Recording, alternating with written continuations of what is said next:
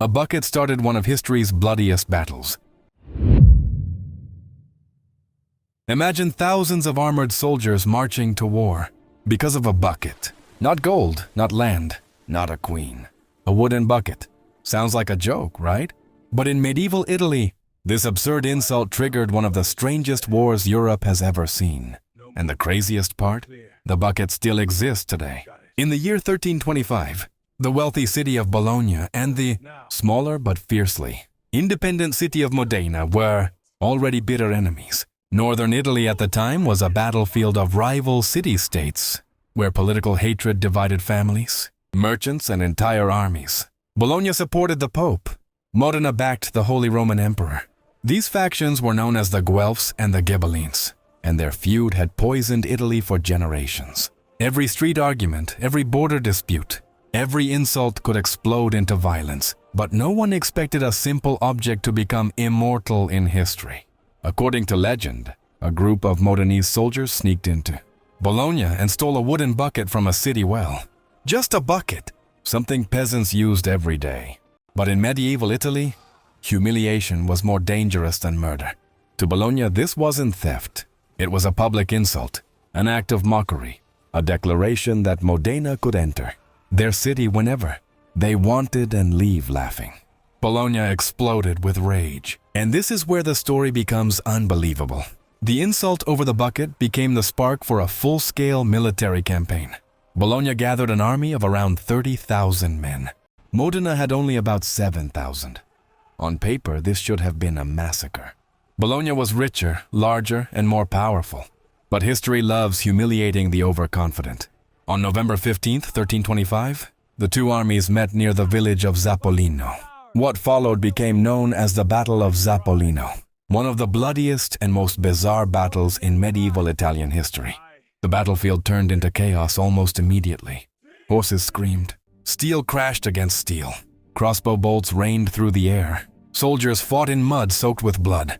Medieval warfare wasn't glorious. It was brutal panic mixed with noise and terror.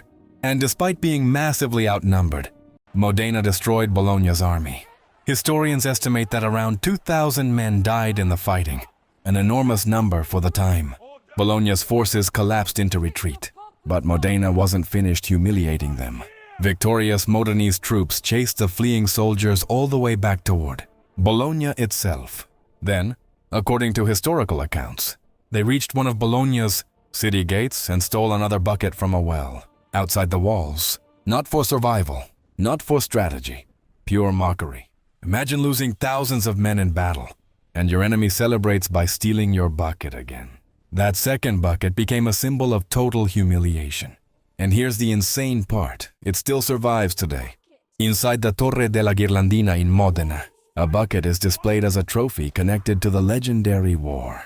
Tourists come from around the world to see the object that supposedly helped start a medieval bloodbath. Whether it's the original bucket or not doesn't even matter anymore. The symbol became more powerful than the truth. But here's what most people never hear. The war was never really about the bucket. The bucket was propaganda, a meme before memes existed. The real conflict had been building for decades. Bologna and Modena were trapped in a political Cold War fueled by religion, power and control over northern Italy. The Pope and the Emperor were fighting for dominance across Europe, and Italian cities became proxies in that struggle. Every alliance mattered. Every insult became political.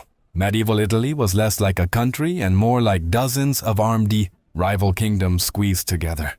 Assassinations, betrayals, raids, and revenge attacks were normal life. The bucket story survived because it was simple, funny, ridiculous, easy to remember. But behind the comedy was a very real nightmare of medieval politics and violence.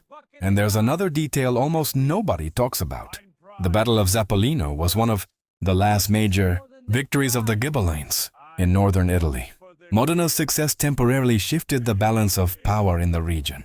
This wasn't just a local fight between neighbors. It was part of a much larger struggle shaping medieval Europe, which makes the bucket even stranger. Somehow, an object used to carry water became linked forever to the collapse of armies, political factions, and the fate of entire cities. Human history does this all the time. Massive disasters often explode from tiny sparks. A wrong turn, a bad joke, one insult too many. In 1325, that spark happened to be a wooden bucket. But the psychological side of this story is what makes it unforgettable. Medieval honor culture was insanely fragile. Reputation meant survival. If another city mocked you publicly and you did nothing, you looked weak. Weakness invited invasion. So leaders often escalated conflicts just to avoid appearing powerless. The bucket became a test of pride. Bologna couldn't ignore it without losing face. Modena understood that perfectly. They weaponized humiliation itself. And honestly, that idea still exists today. Nations still provoke each other with symbolic gestures, flags, tweets, territorial stunts, public insults. Human beings may have smartphones now, but politically, we still react like medieval city-states sometimes. That's why this story feels weirdly modern.